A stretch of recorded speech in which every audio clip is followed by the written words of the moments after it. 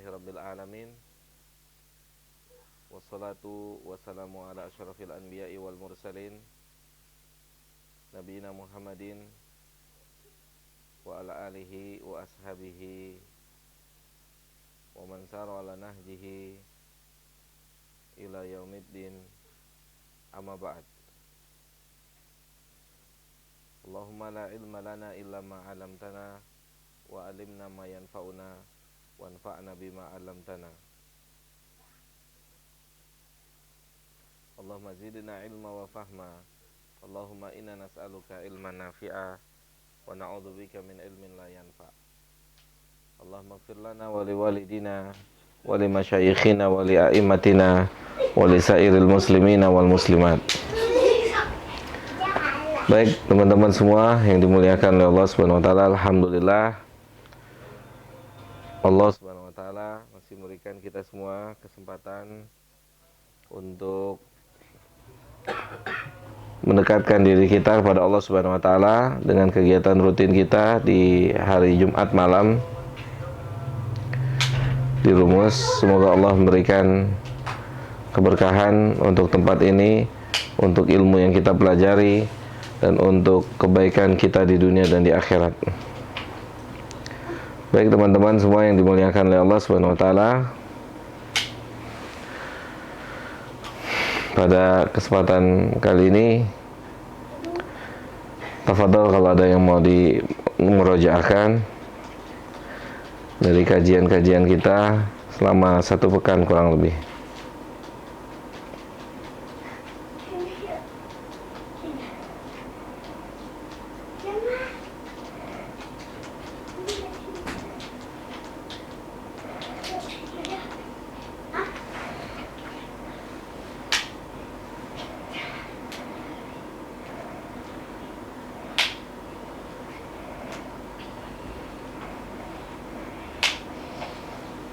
Ini rekam ya, Pak? Iya.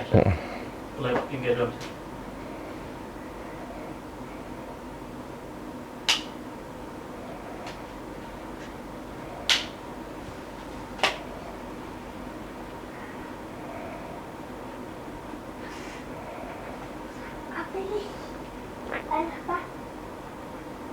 Nggak ada. Kalau nggak ada, kita cukupkan sampai di sini. Alhamdulillah, Luar biasa. Pemahamannya luar biasa. Ayo tadi tuh. Mas Yanto mau nanya gitu. Belum.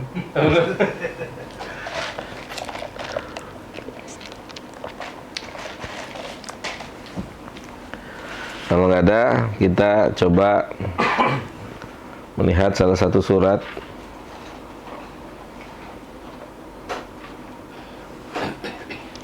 yang pernah kita bahas sebelumnya.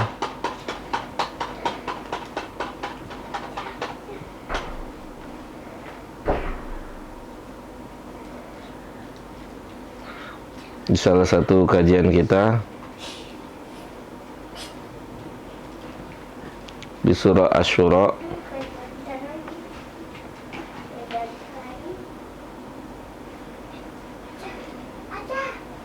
ayat ke 27.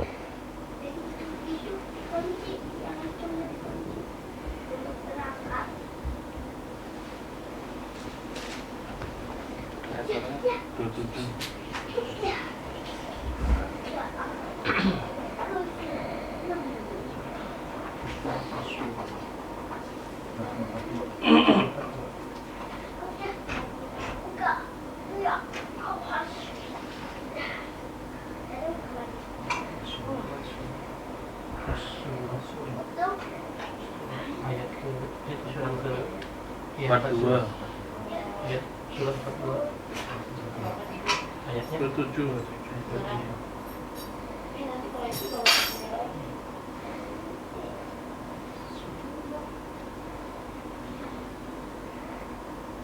Dibaca, Sar. Baca ya, silakan. Pakai mic. Bismillah. Surat Asy-Syura ayat ke-27. yang artinya seandainya Allah melapangkan rezeki kepada hamba-hambanya, niscaya mereka akan berbuat melampaui batas di bumi. Akan tetapi, Dia menurunkan apa yang Dia kehendaki dengan ukuran tertentu. Sesungguhnya Dia maha teliti lagi maha melihat keadaan hamba-hambanya. Ya, ada tafsirnya. Tafsir Syekh Abdul Rahman Sa'di.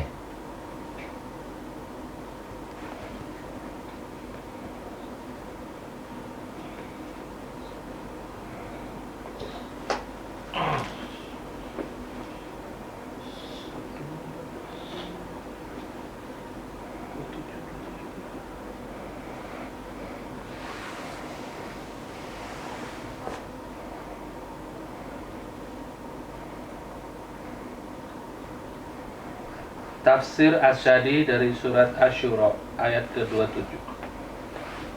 Kemudian Allah menjelaskan bahwa di antara kelembutannya terdapat terhadap hamba-hambanya adalah Dia tidak melimpahkan dunia harta benda kepada mereka dengan pelimpahan yang dapat merusak agama mereka.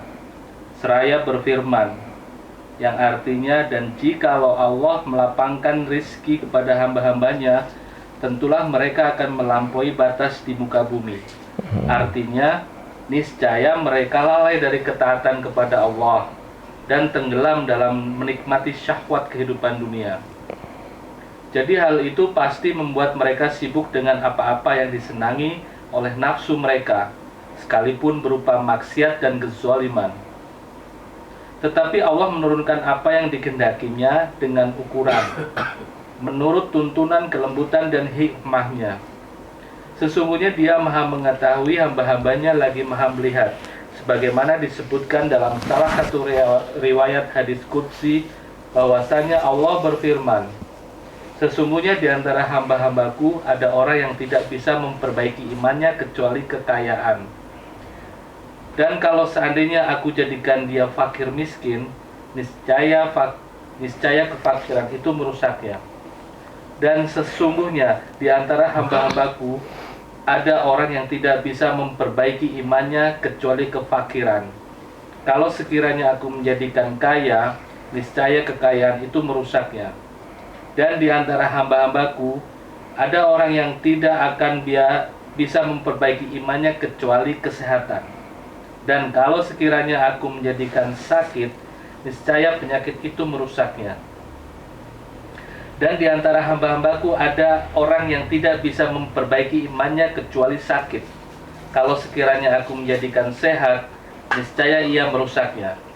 Sesungguhnya aku mengatur urusan hamba-hambaku berdasarkan pengetahuanku terhadap apa yang ada di dalam hati mereka.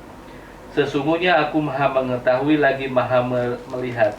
Diriwayatkan oleh Ibnu Abi Ad-Dunya di dalam kitab Al-Auliya. Oke. Sini nak, sini sayang.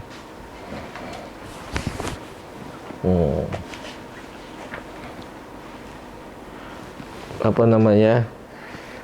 Kita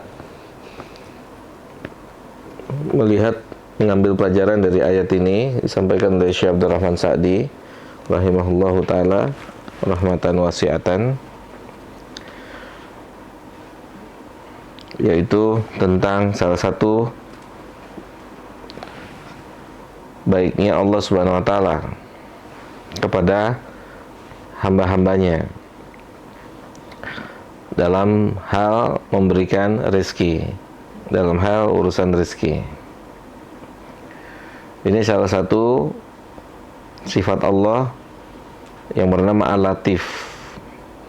Ya, Allah lemah lembut. Allah maha lemah lembut. Terkadang manusia nggak menyadari, saking lemah lembutnya dia nggak sadar. Dia diberikan oleh Allah, dibatasi rizkinya oleh Allah Subhanahu wa taala, padahal Allah menginginkan kebaikan yang banyak. Allah menginginkan kebaikan. Kenapa? Karena keumuman kata Allah, kalau dilapangkan, maka kata Allah la bagau, dia pasti akan sibuk, dia pasti akan banyak lalai, dia pasti akan kehilangan banyak kesempatan untuk panggil. Bonek. Sebagaimana Syekh mengatakan rahimahullah, la ghafalu an taatillah.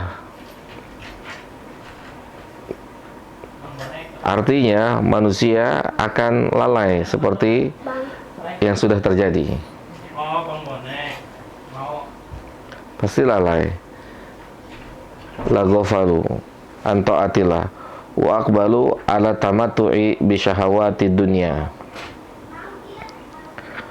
Fa aujabat lahumul ikbab ala ma tashtahihi nufusuhum walau kana ma'siyatan wa zulman. Sementara yang dikhawatirkan oleh, atau yang sementara yang dikhawatirkan ya oleh Nabi kita Muhammad SAW adalah terbukanya pintu dunia. Sebenarnya bukan dunianya, tapi efek dari terbukanya itu. Karena Abdurrahman bin Auf dan beberapa sahabat, mereka juga diberikan kekayaan oleh Allah, tapi mereka tidak disibukkan dengan kekayaannya. Justru kekayaannya benar-benar tunduk di bawah kekuasaannya. Dia tidak diatur oleh harta dan kekayaannya. Dia tidak diatur, tidak seperti sebagian manusia hari ini hidupnya itu diatur oleh hartanya, hidupnya diatur oleh bisnisnya, oleh usahanya. Jadi dia nggak bisa mengatur bisnisnya, usahanya, atau hatta dirinya sendiri dia tidak bisa mengaturnya. Maka di sini ada sebuah hikmah buat kita semua. Kita tercipta, kita diciptakan oleh Allah Subhanahu wa taala dengan maksud dan tujuan untuk beribadah pada Allah, untuk lebih dominan mengisi waktu kita beribadah pada Allah Subhanahu wa taala. Maka terkadang kita marah atau bahkan terkadang kita kecewa sama Allah Subhanahu wa taala karena kekurangan ilmu kita. Kita kecewa. Kapan kita kecewa? Saat kita merasa kita nggak diberikan sesuatu yang lebih dibandingkan yang lain, misalnya dari sisi materi duniawi. Padahal di balik itu ada kasih sayang Allah Subhanahu wa taala. Yang mana kata Allah Subhanahu wa taala, Allah sendiri menyatakan keumuman manusia ketika diberikan la bagau, maka mereka akan lalai. Keumumannya demikian. Oleh karena itu diberikan dengan batasan oleh Allah Subhanahu wa taala. Sehingga kalau sebenar-benar orang-orang faham, justru dia akan berterima kasih. Seperti misalnya gini. Kan dengan sedikit yang diurusin, jadi sedikit juga waktu yang akan digunakan, sehingga punya potensi untuk mengisi waktu dengan kegiatan yang lain, kegiatan seperti pengajian, seperti baca Al-Quran, dan seterusnya, dari kegiatan-kegiatan yang diperintahkan oleh syariat agama ini. Tapi ketika seseorang diberikan sesuatu oleh Allah Subhanahu wa taala, otomatis dia harus menggunakan waktunya, menggunakan tenaganya, menggunakan fikirnya, bagaimana sesuatu yang telah dia miliki itu bisa terus berjalan. Itu kurang lebihnya seperti itu. Sehingga kita tidak bersuuzon kepada Allah, dan juga tidak merasa kok gini-gini aja ya gitu ya, kok nggak ada perkembangan ya. Padahal di satu sisi kita punya satu kenikmatan yang tidak dimiliki oleh pihak lain gitu. Masya Allah ya. Di satu sisi kita diberikan nikmat yang tidak Allah berikan pada pihak lain. Misalnya nikmat di majelis ilmu. Ini kan sebuah nikmat yang besar, sangat besar. Majelis ilmu nikmat yang harganya melebihi dunia dan seisinya. Harga dari menuntut ilmu agama. Cuma sayangnya kita tidak menempatkan ini bagian dari nikmat. Gitu. Kita tidak mengkategorikan. Yud, tolong Yud. Kekunci apa ya? Kadang itu Ngunci sendiri ya? Kenapa nak? Ya. Gitu. Nah sekarang bagaimana kita bisa menempatkan posisi. Udah nak, ini aja nak, biar nak. Ukasya. tadi sudah bayar saya. Udah bayar ya? Mungkin bikin 2 kali. Nih nak. Nih biar cukup. Biar cukup sampai besok nak. Ya.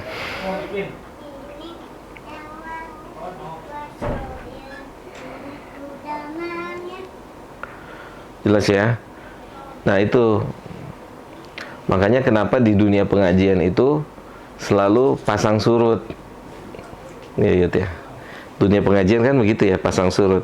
Salah satu sebabnya karena orang yang di dalam dunia pengajian itu belum sampai ilmu pada mereka kalau pengajian itu bagian nikmat Allah. Gitu. Bagian dari, padahal itu kalau dia tahu, sebenarnya sih tahu itu nikmat Allah. Cuma belum masuk ke hati mereka. Seperti gini misalnya, antum pernah dengar tentang surga nggak? Pernah kan? Antum pernah dengar neraka nggak? Pernah kan? Tapi sehebat apa amal kita ketika kita mendengar surga itu dengan kenikmatannya? Apakah hebatnya luar biasa? Kan enggak, tetap biasa aja. Ya kan? Terus sehebat apa rasa takut kita pada Allah?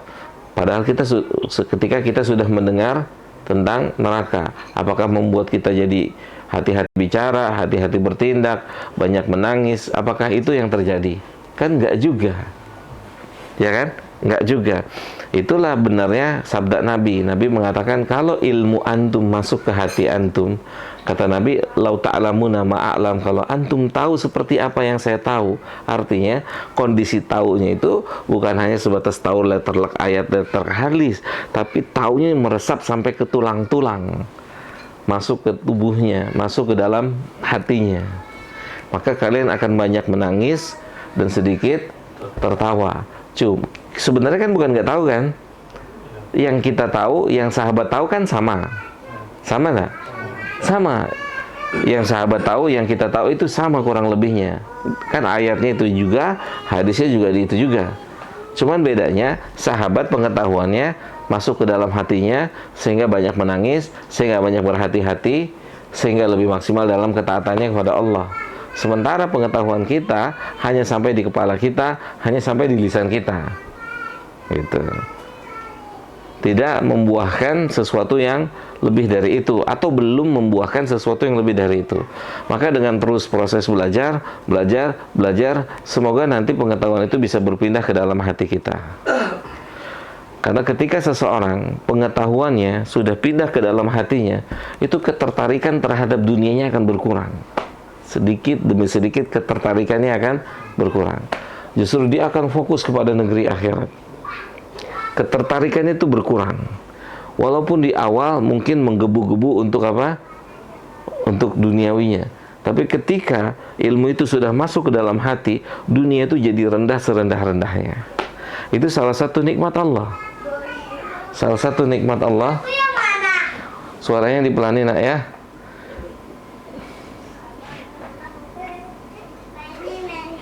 Ujai tidur Cah. Itu mau kemana?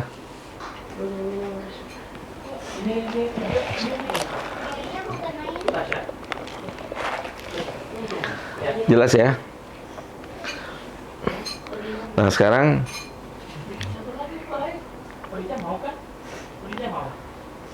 yang perlu ada di dalam hati kita, gitu. Karena kita juga melihat, mempelajari kenapa ya orang dalam dunia ilmu pasang surut gitu ya. Dalam majelis ilmu itu pasang surut, kenapa? Salah satu faktornya dijelaskan ulama, karena mereka tidak menganggap majelis ilmu sebagai nikmat Allah. Gitu. Atau pengetahuannya tentang majelis ilmu tidak sampai mengantarkannya Dia faham ilmu itu bagian dari nikmat Allah. Makanya banyak penuntut ilmu yang hari ini sudah kehilangan nikmat ini. Banyak penuntut ilmu yang sudah kehilangan nikmat penuntut ilmu. Bukan karena tidak ada majelis ilmu. Majelis ilmu ada di sekitarnya. Tapi bahkan dia ada di tempat majelis ilmu diselenggarakan. Tapi dia telah kehilangan majelis ilmu. Mau dengan alasan apapun, dia telah kehilangan berbagai macam kebaikan. Gitu.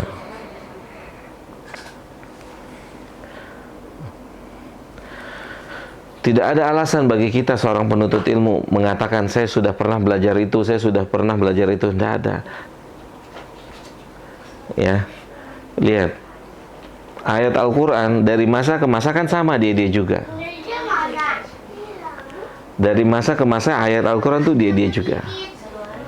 Tapi semakin hari, dari masa ke masa ilmu itu semakin berkembang. Enggak di situ aja stuck di situ, enggak. Dia datang lagi, dia ada lagi. Kenapa berkembang, Abu Rai? Kenapa berkembang?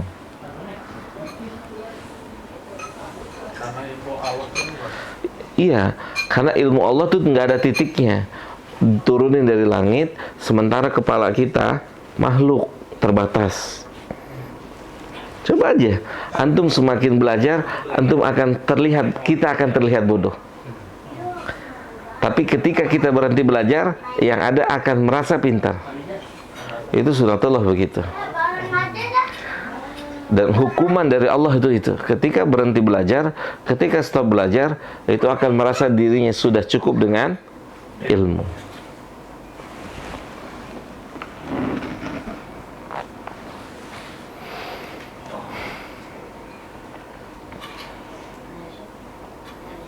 Tapi ketika seseorang belajar,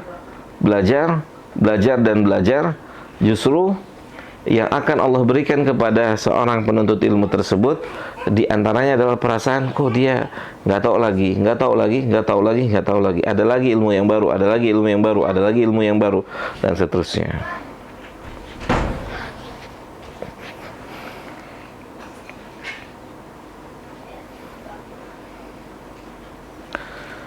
Jelas ya?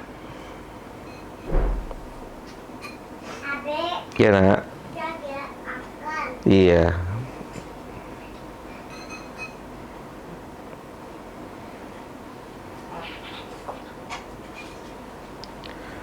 Innahu bi'ibadihi khabirun basirun.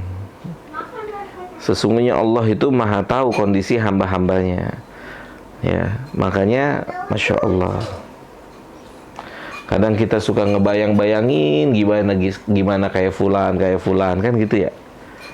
Iya kan? Saya enggak? Saya itu ya. Gimana ngebayangin kayak si fulan gitu. Coba dikabulin. Kelepek-kelepek antum. Iya. Makanya sayangnya Allah nggak dikabulin. Coba dikabulin. Antum nggak duduk di sini. Gitu. Atau di majelis-majelis ilmu yang lainnya. Makanya ini salah satu bentuk kasih sayangnya Allah.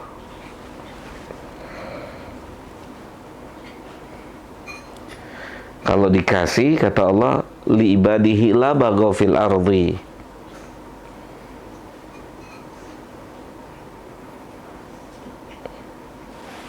Kalau kita lihat nih kehidupan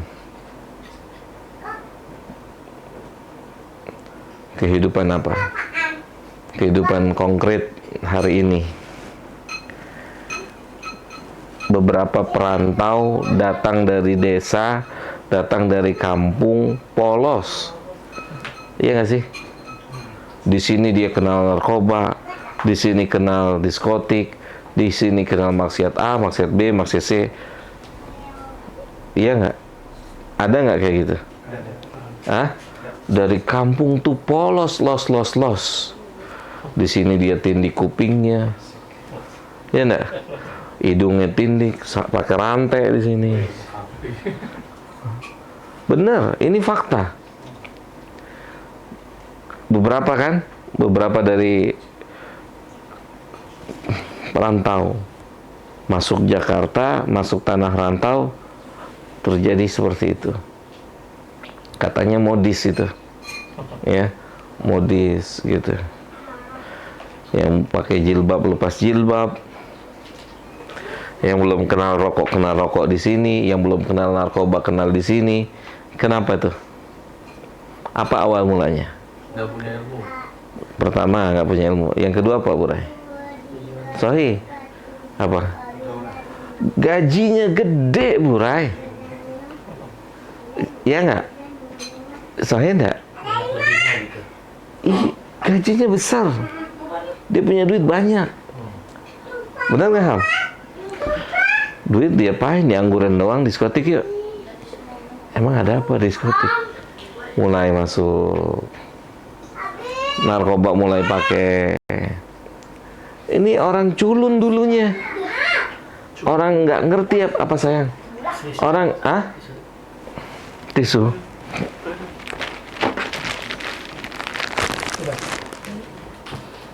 Artinya orang polos.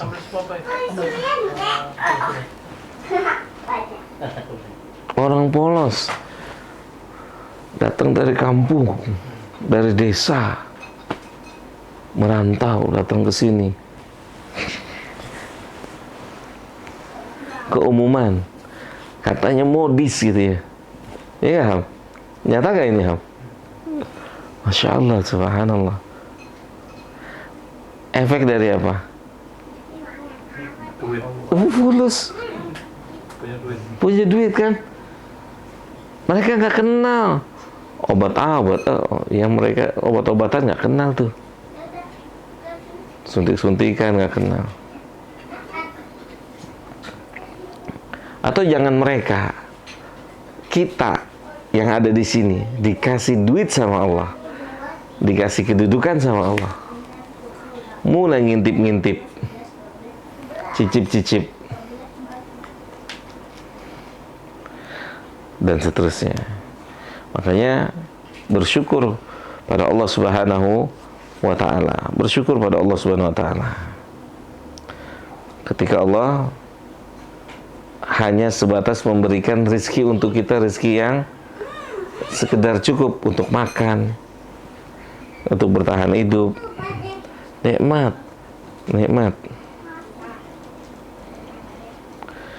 Bukan tidak boleh. Ada sebagian yang diberikan rezeki oleh Allah dan dia juga tidak disibukkan dengan duniawinya.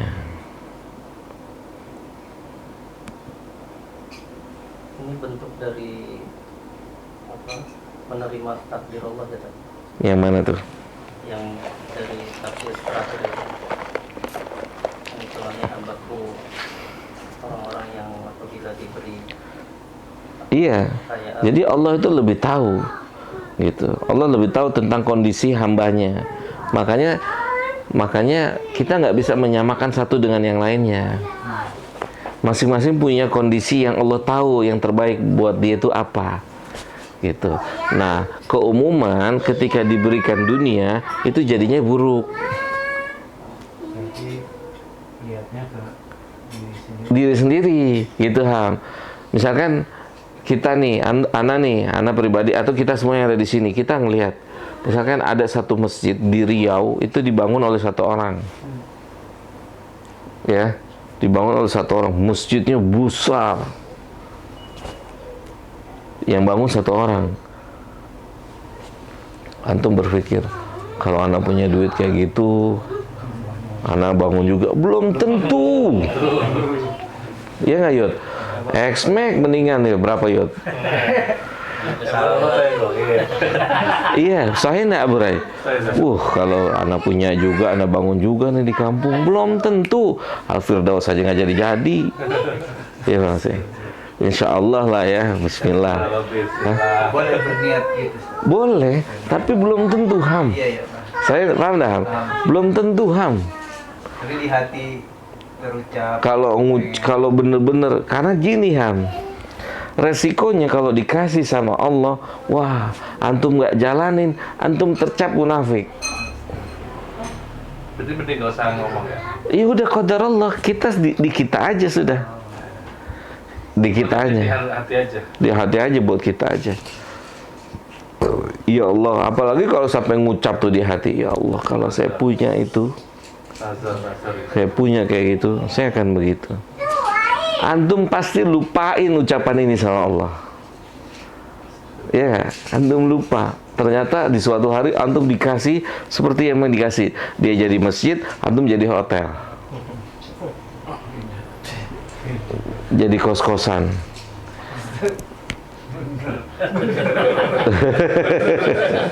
Udah punya kos-kosan kan?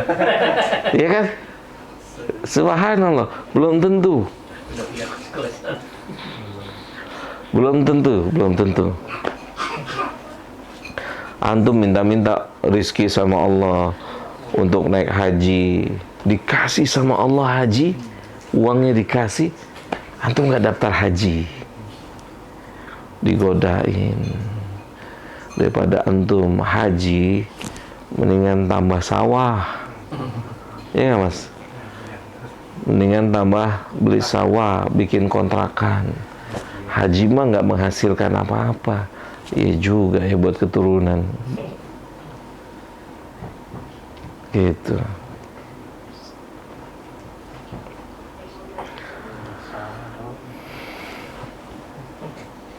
Kan ada orang gini, anak mau jadi orang sukses, katanya biar bisa berinfak, bersedekah. Belum tentu. Ya, itu perkara goib. Sekarang nggak ada duitnya. Begitu ada duitnya, antum mikir-mikir untuk infak. Hah? Begitu duitnya ada, begitu hartanya ada, dikasih, waduh, mau infak istiqorohnya berkali-kali.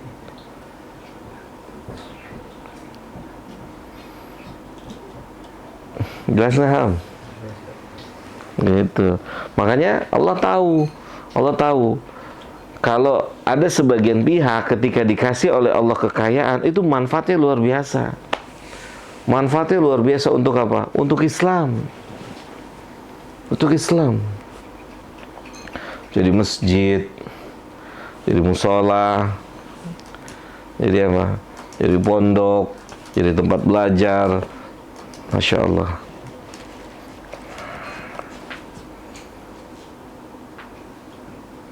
Tapi dalam kehidupan konkret dan nyatanya kan sedikit yang bisa seperti ini, gitu. Justrunya jadinya lalai, menyibukkan dirinya sendiri, atau lebih banyak memanja dirinya sendiri, gitu. Menikmati syahwat. Menikmati, gitu.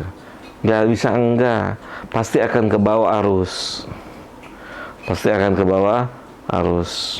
Makanya saat di sini kita harus paham, berarti ada kasih sayang Allah saat Allah kasih kita pas-pasan, gitu. Masjidnya lancar, kajian lancar, qiyamul lail lancar, sholat lancar, gitu. Nah, cuman yang jadi masalah, kitanya tidak mengkategorikan ketaatan bagian dari nikmat. Kita tidak mengkategorikan itu sebagian atau bagian dari nikmat Allah. Kalau kita mengkategorikannya sebagai nikmat Allah, pasti akan apa? Bajumu mana? Jaketmu mana? Istiqomah. Pasti istiqomah, pasti dijaga. Seperti apa? Seperti pegawai yang bekerja di satu perusahaan, dia jaga jam berangkatnya, dia jaga jam pulangnya, dia jaga kinerjanya. Bagaimana caranya dia tidak di PHK, kan gitu? Bagaimana caranya dia tidak dikeluarin? Bagaimana dia bisa bertahan? Benar nggak Pak Ilham? Gitu. Pasti pola pikirnya kan begitu. Nah, kalau kita menganggap ketaatan itu bagian dari rezeki Allah, kita akan jaga tuh, semoga Allah tidak PHK kita dari dunia apa? Ilmu, dunia ketaatan. Sebagian kita belum kepikir sampai ke arah sini, gitu. Sehingga apa? Sehingga banyak yang kehilangan nikmat menuntut ilmu, nikmat ibadah, Nikmat ketaatan banyak yang kehilangan. Kenapa kehilangan? Cabut sama Allah. Iya, sebabnya kenapa? Karena dia sendiri nggak jaga nikmat itu. Belakangan tuh ada corok. Di badan. Tuh. Minum doi, bukan doi.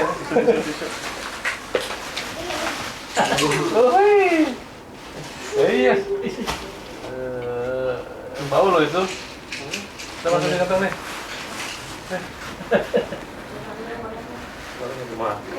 Malu-malu makan. Wah, sayang. Gitu sama. Kamu orang gila lu. Kenal. Lewat sini. Oh, permisi gitu. Pakai jam ini. Gitu ya.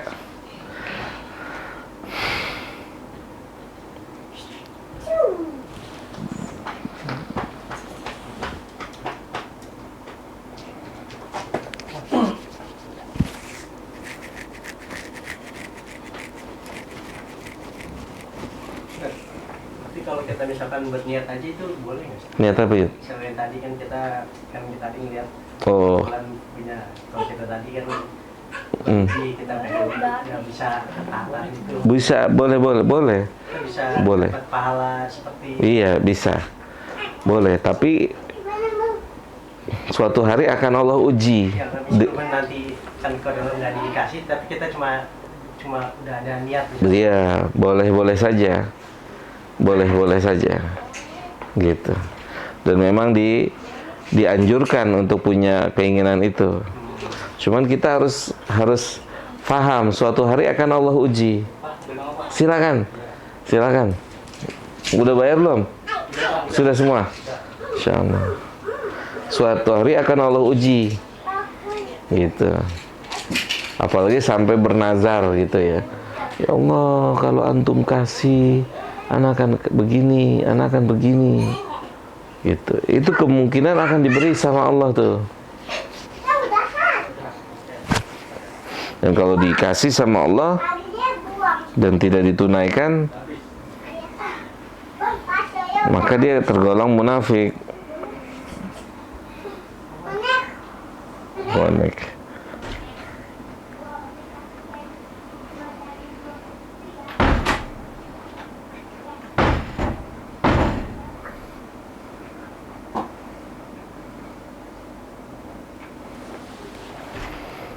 Coba kita lihat surat At-Taubah ayat 75-76.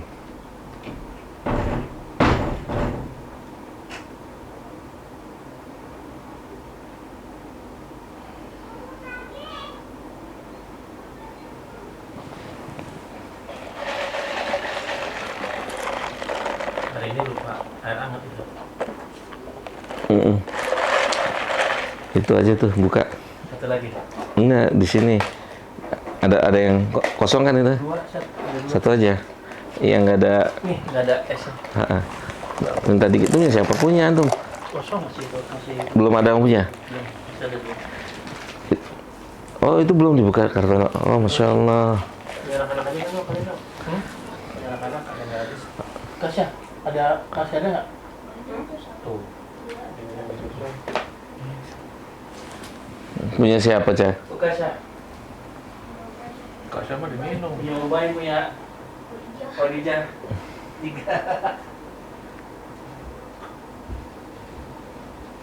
Banyak. Kita datang anaknya.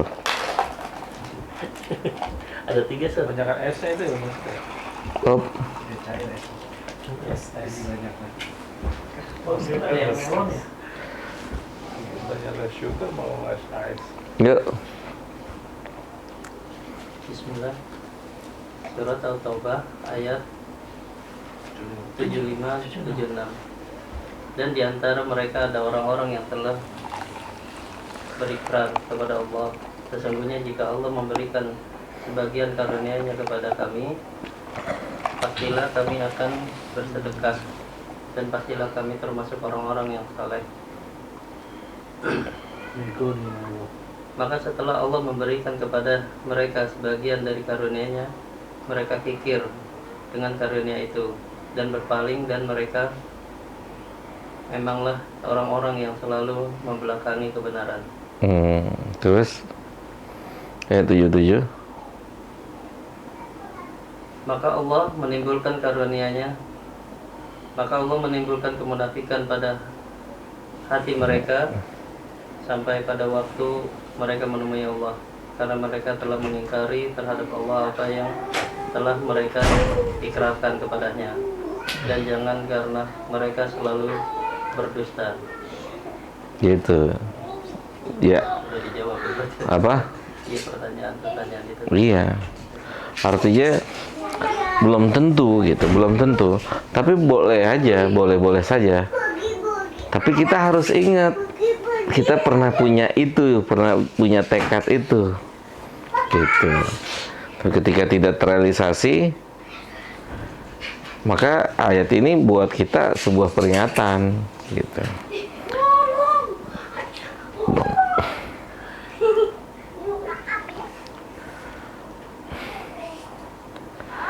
Kan yang terbaik saat punya dia lakukan gitu.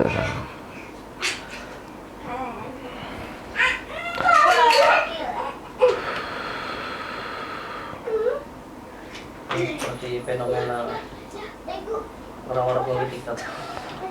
Ya bisa jadi fenomena itu dan seterusnya gitu ya. Nggak usah besar-besar deh. Coba deh tanya diri sendiri, diri kita masing-masing. Yang tadinya udah berencana mau begini, begitu duitnya ada. Iya kan? Benar nggak Yud? Ngerasa nggak? Masya Allah. Kebayang akhir bulan dapat gaji nih sekian, dapat keuntungan sekian, dapat ini, udah kebayang orang tua sekian, adik sekian, sepupu sekian. Begitu duitnya ada, kemana? Ya kan? Next lagi deh, berikutnya deh, berikutnya deh, dan seterusnya. Walaupun itu dalam hati. Iya, ini kan ayat harus di apa namanya, dijadikan pelajaran buat kita, Abu Rai. Gitu. Kalau ke orang politik tadi kan digembor-gemborin ya. Udah jelas. Tuh. Gitu. Kalau di dalam hati nih kadang bisa. Iya, goyang, Bu Rai. Karena dia manis dunia, manis. Belum aja dapet. Iya nggak ya? Hah? Iya ya, belum aja dapet. Coba rekening BSC yang bernama. Belum aja antum. Saldonya nambah. Iya belum. Kalau udah nambah, coba. Karena memang susah. Makanya antum ingat surat tadi tuh, Allah baik, Allah nggak tambahin karena Allah tahu. Ujay, mau apa? Nih.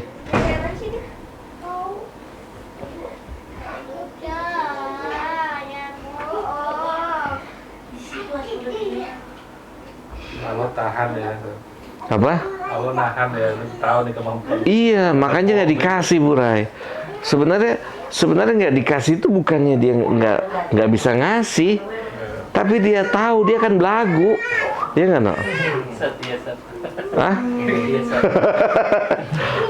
Sahih nggak? Dia kan belagu gitu, makanya nggak dikasih tuh, ditahan. Hah? Enggak, memang justru kita, antum pernah nggak? Ana pernah bilang gini.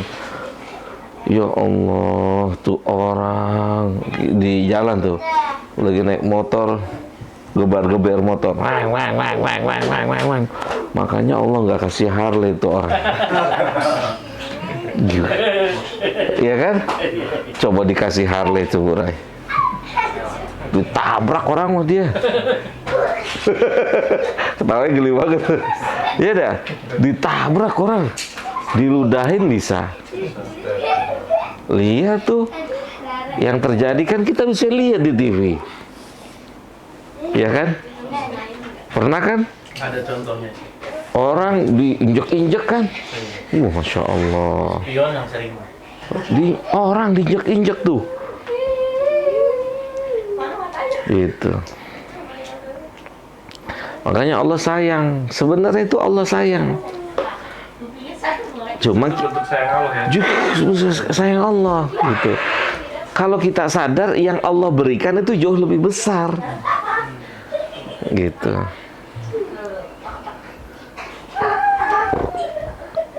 Ini yang buat anak takut, yang kita takut, yang kita sedihkan, yang terjadi di kehidupan sehari ini. Insya Allah. Kita takut menimpa diri kita kayak begini. Terus kita dihadapkan dengan fenomena ada orang yang kayak begini, ya kan? Apa? Iya, ada di depan mata kita.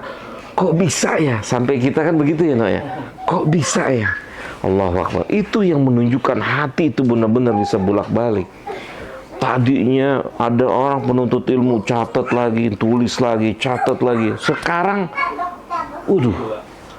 Masya Allah. Iya, nyatet pengeluaran, ya kan? Nyatet pengeluaran, pemasukan, nyatet apa lagi? Rencana, bagaimana begini, bagaimana ini, bagaimana. Tadinya yang dicatat ayat, hadis, ayat, hadis, ayat. Allahu Akbar. Itu buat kita harus, ya Allah, bisa hati itu benar-benar bolak-balik. Masya Allah. Kan kemuliaan. Antum harus nangis. Antum diizinin Allah yang antum lihat ayat, yang antum lihat hadis, yang antum dengar ayat, yang antum dengar hadis. Itu bukannya nikmat kecil. Itu nikmat besar. Setiap hari baca ayat, setiap hari baca hadis.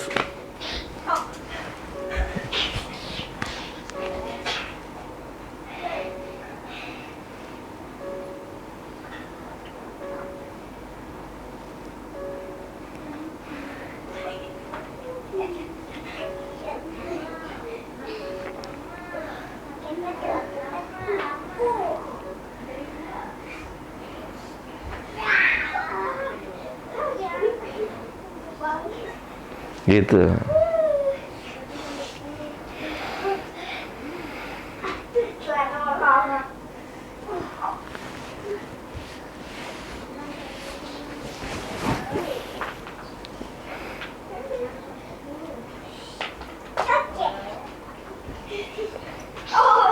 Coba kayak misalnya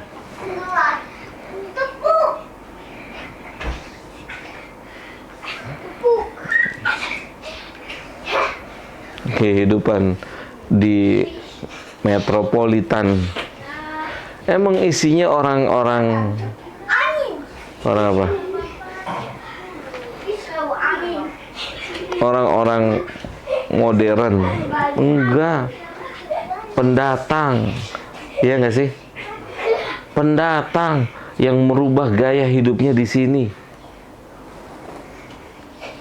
Sahih enggak?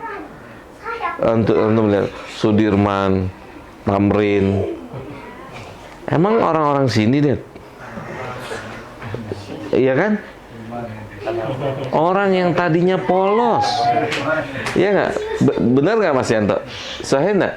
Tadinya polos lo, datang dari mana? Datang dari kampung, masih bolak-balik masjid, masih sholat, masih Bajunya cuma dua doang. baju cuma dua. Sekarang Masya Allah, begitu dompet udah ada isinya. Besoknya ganti. Wih, kadang bajunya sangat minim. Bajunya dua doang.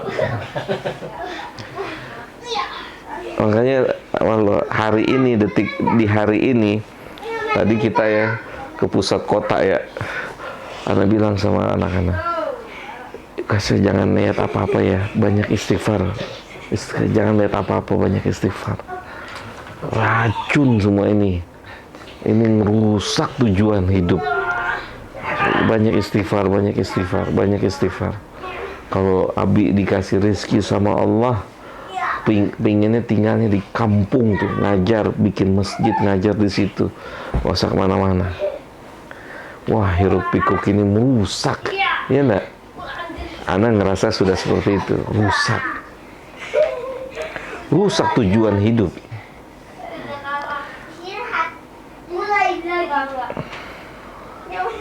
Jauh banget Ustaz. Pemandangannya. Iya, ngeri. Tapi itu memang menarik loh. Ya, menarik. Orang suka ngelihat itu.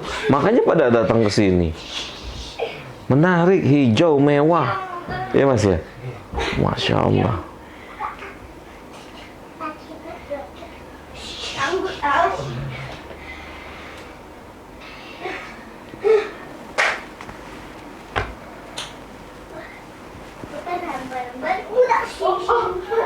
Ya, pada Allah semua kita jalanin hidup ini.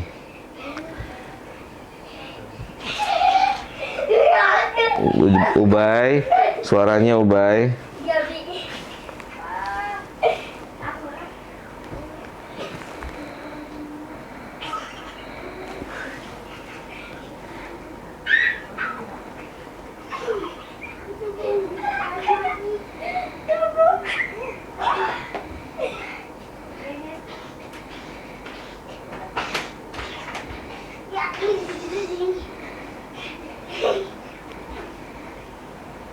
Ustaz, yang dibilang apa, didik anakmu sesuai zamannya itu maksudnya seperti apa?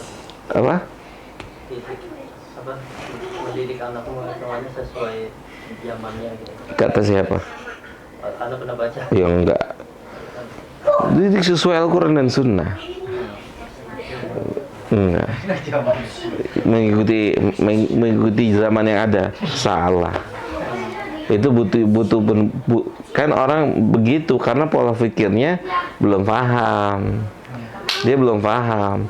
Kan sahabat hidup dengan Quran dan Sunnah aja. Hidup nggak? Hidup, berhasil dunia akhirat. Sekarang antum mau bilang, berani nggak antum bilang Al-Quran dan Sunnah cuma bisa hidup di zaman itu, di zaman ini nggak? Bisa nggak antum? Berani nggak antum bilang begitu? Paham nggak sih? Itu prinsip dari siapa? Itu prinsip menjauhkan kita, semangat mendekatkan dengan anak kita, diri kita pada Al-Quran, pada Sunnah. Ubaidah? Enggak, iya nak, diam. Oke? Gitu. Lihat, kalau antum hidup megang Al-Quran dan Sunnah, Al-Quran Sunnah itu nyuruh kita apa? Jujur. Iya gak sih? Modal berhasil apa? Jujur. Selesai tuh, jujur. Orang pinter banyak. Iya enggak? Jujur, orang lebih senang sama yang jujur. Ya cukup nak, cukup. Kalau anak kita nggak ngerti kondisi zaman yang ada sampai hari ini, anak kita nggak hidup.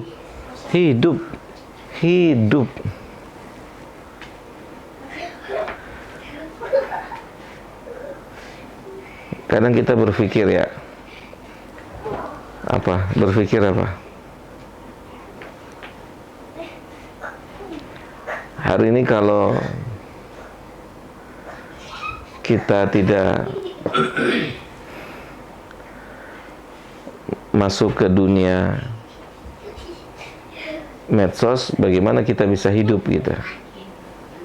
Ya, bener nggak? Mau orang kampung loh, hidup nggak? Hah? Tuh, yang hidupnya dia aja kelihatannya nyangkul sana sini, ya kan? Padahal kalau kita tanya, Pak, ini punya Bapak? Iya, bukan cuma di sini, terus juga punya saya sono, antum punya apa? Kita punya apa? Kontrak di sini. Punya misi. Misi apa? Misi doang. Iya, dia memang bawa cangkul, ya kan? Panasan, bau gitu kan, bau keringat maksudnya. Tapi itu sawah punya dia tuh. Ya, balong punya dia, sawah punya dia. Makan dengan sawah, nggak taunya itu sawah yang berhektar-hektar punya dia. Ya nak? Gitu. Makanya dengan proses belajar, antum harus yakin. Kuasai Al-Quran, kuasai sunnah Nabi. Hidup. Gak mungkin gak hidup.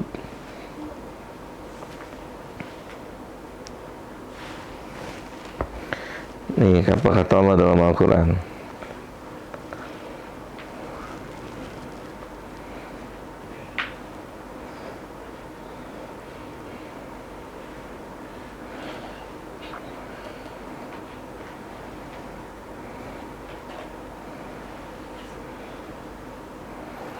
Surat Al-Anfal ayat 24.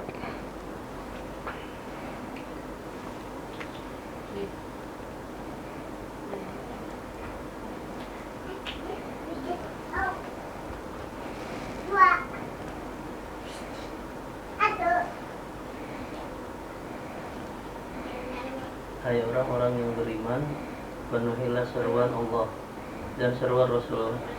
Apabila Rasul menyuruh kamu kepada suatu yang memberi kehidupan kepada kamu, ketahuilah bahwa sesungguhnya Allah membatasi antara manusia dan hatinya, dan sesungguhnya kepadanya lah kamu akan dikumpulkan.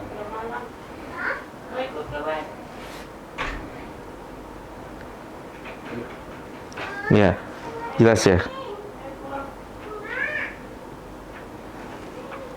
Penuhilah seruan Allah dan Rasulnya. Untuk apa? Hah? Itu lihat.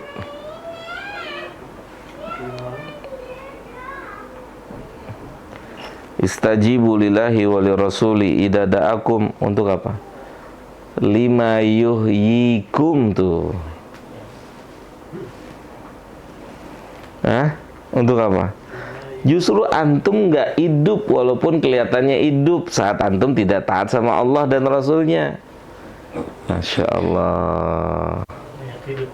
Mayat hidup, no. Hakikat kehidupan saat manusia memenuhi panggilan Allah dan Rasul. Ajib.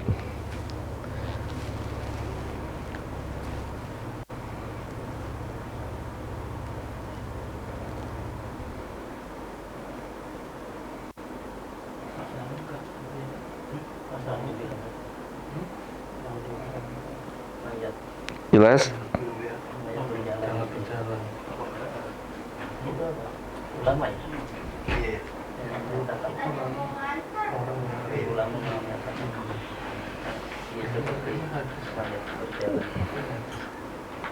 hidup masyarakat.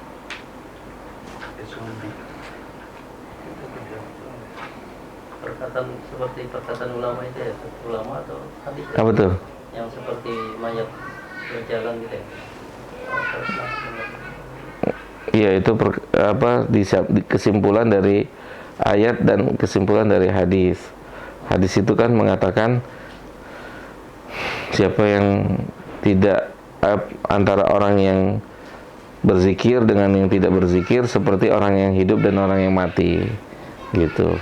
Pada hakikatnya yang tidak berzikir, yang tidak beribadah, mereka tuh serupa dengan orang yang mati, gitu. Makanya diibaratkan seperti bangkai yang berjalan,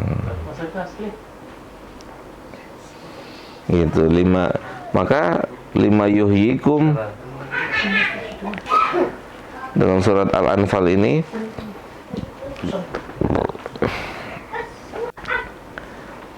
justru ketika antum menjawab seruan Allah dan Rasulnya, antum hidup.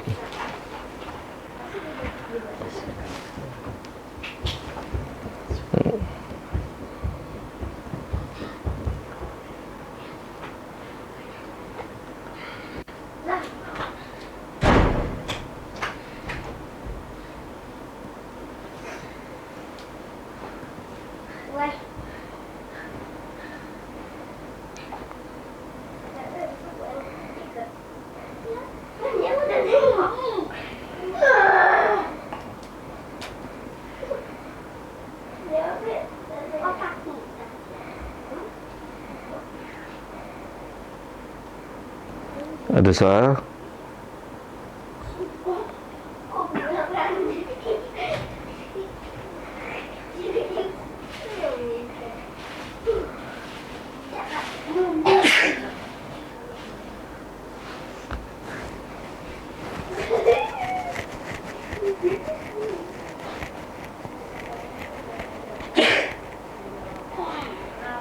Ustaz, terkait apa tadi dengan rezeki itu Ustaz. Rezeki walaupun ini terkait dengan rezeki Ustaz, meskipun dia miskin atau kaya, kalau masalah benar itu termasuk ujian Ustaz. Ujian, semua ujian. Nah itu terkait ayat bahwa Allah tidak menguji hambanya melebihi kemampuannya. Bagaimana dengan yang tadi misalnya dikasih kelebihan rezeki, ternyata dia nggak kuat gitu Ustaz. Justru dia lalai gitu ya. Betul. Justru ya itu dia pelajarannya buat kita. Mungkin dia banyak minta sama Allah. Paham nggak? Dikasih. Dia nggak tahu yang dia minta justru malah petaka buat dia. Paham nggak, Mas? Jadi justru banyak minta, justru Antum bingung nanti dikasih sama Allah. Coba mana sebutin Nabi minta dunia. Sedikasihnya, paham nggak tuh? Sedikasihnya sama Allah. Yang diminta apa? Al-afiyah, kesehatan, ya kan? Diminta apa lagi? Ketakwaan, ilmu. Diminta apa? Rasa takut pada Allah, rasa rindu pada Allah. Kan yang minta dunia siapa? Kita. Ya kita.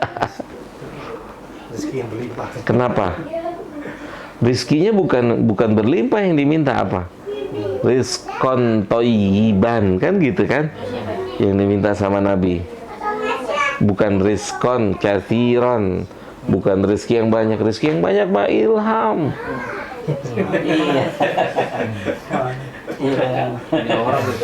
Hah? Rizki yang banyak kita, sahih gak? Iya kan? Benar nggak? Kok aneh, bingung dia. Berarti dia udah lama gak deket sama kita lagi nih, Burai. Jadi dia sudah bingung gaya aja, Burai, gitu. Hah? Sudah kehilangan polanya lagi, kaku lagi dia, Burai. Udah kaku lagi dia.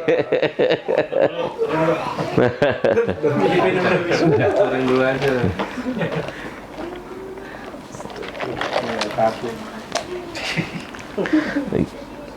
Gitu, Mas. Jadi makanya kan ketika ada orang yang sakit, terus dia nggak meninggal, sakitnya keras, terus Nabi datang. Sebelumnya antum pernah ngomong apa sama Allah? Ana minta disegerakan hukuman ana. Ini dia nih sebabnya nih. Ini dia nih. Makanya sakit keras dan gak mati-mati. Maka disitulah diajarkan doa apa? Ya Allah, hidupkanlah saya kalau hidup itu baik untuk saya. Matikanlah saya ketika mati itu buruk, ketika mati itu baik untuk saya. Doa itu diajarkan karena orang ini. Karena orang ini yang bilang sama Allah. Makanya saat ini ada yang beda, ini ada yang lain nih, gitu kan. Ditanya, antum ngomong apa sama Allah? Gitu. Antum minta apa sama Allah? Anda minta disegerakan hukuman. Ini nih, gitu. Ini dia nih. Gak ada yang sanggup orang terima hukuman Allah tuh, gak ada yang sanggup. Orang mau berlindung dia minta, gitu. Makanya ketika minta itu ngeri, mengerikan. Sekarang, masya Allah nih, antum ada ngelihat nih. Ada orang ahlul ilmu, dengan ilmunya Masya Allah, dengan ilmunya dia baik, dengan ilmunya dia bisa berbuat kebaikan. Antum minta seperti dia, kita belum tentu punya ilmu bisa kayak gitu. belum pantas gitu. Iya, belum tentu, no. Belum tentu, no.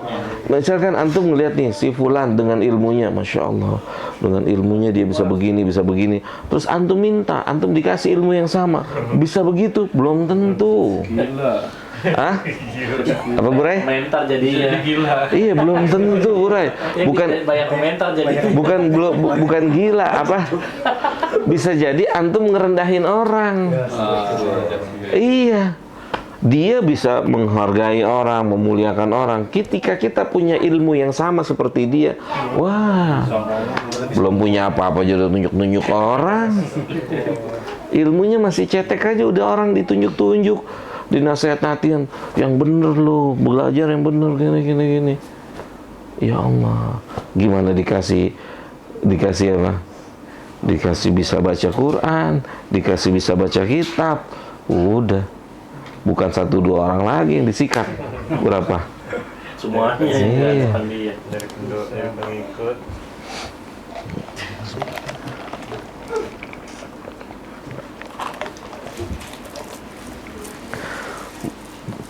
Baru hafal juz amanya, baru hafal juz ama aja, masya Allah, udah orang direndah-rendahin coba. Ada nggak itu? Hah? Banyak. Tuh. Bersyukur antum nggak dikasih, antum baru belajar Iqra, antum belajar ini, bersyukur. Tetap syukuri apa yang Allah berikan sama kita. Kita bersyukur, berterima kasih. Seperti antum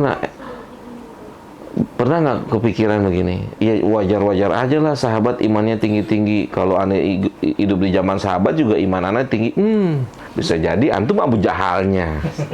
Iya kan? Benar nggak?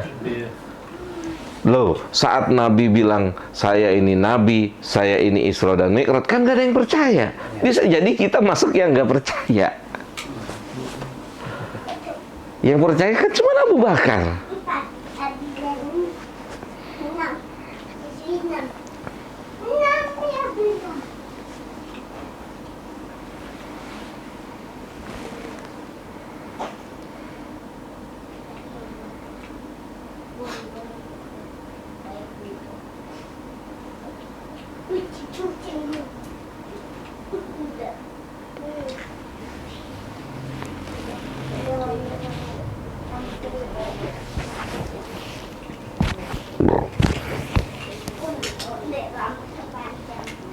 Jelas ya?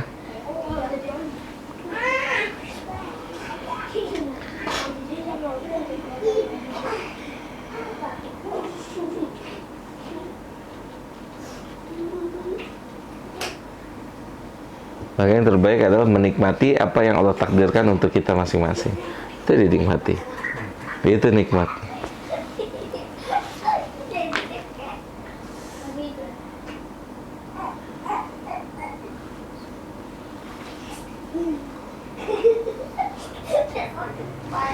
Oke, ada lagi? Nggak ada?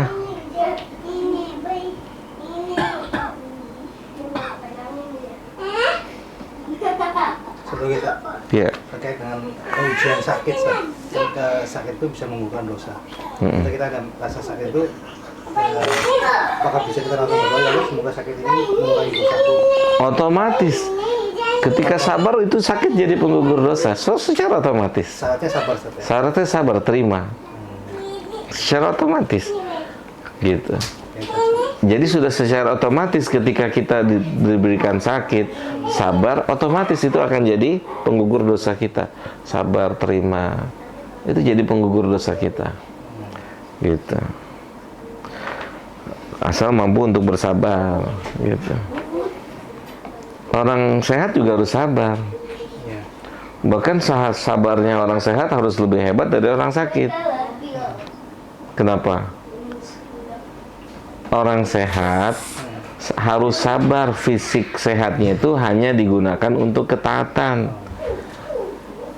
Orang sehat ini ketika tidak digunakan untuk ketaatan, dia mau jawab apa besok sama Allah? Allah kan bilang tuh, bukankah saya sudah kasih antum kesehatan? Gitu.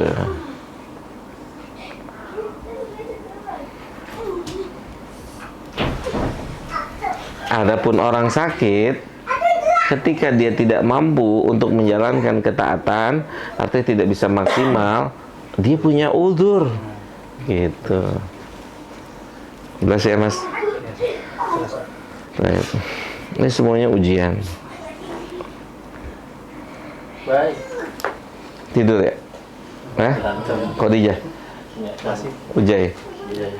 Khuzaimah?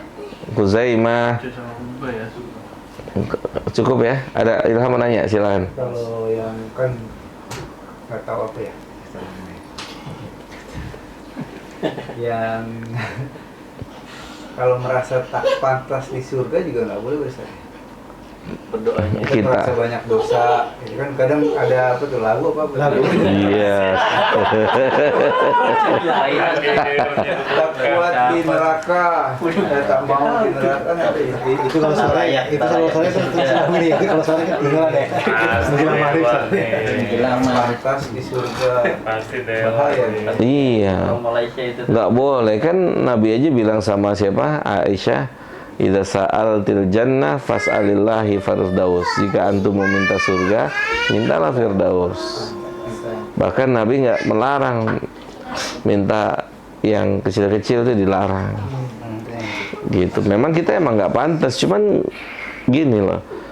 Surga itu memang bukan pantas nggak pantas. Siapa yang pantas masuk surga? Satu orang pun nggak ada yang pantas masuk surga. Surga itu rahmat Allah, bukan pantas tidak pantas. Gitu. Iya.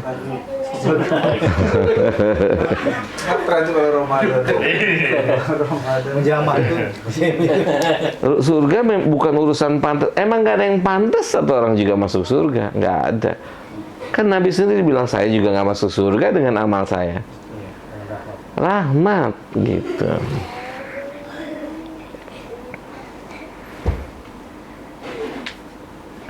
Ya Allah, masukkanlah saya ke surga. Ya Allah, masukkanlah saya ke surga. Ya Allah, masukkanlah saya ke surga. Dengan apa? Dengan rahmat, bukan dengan amal. Gitu hal.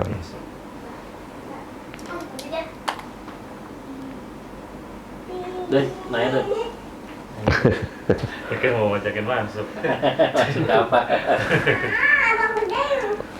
Oke, kita cukupkan sampai sini. Mudah-mudahan bermanfaat. Ada lagi yang mau tanya? Enggak kan? Mau nanya lagi, Ham?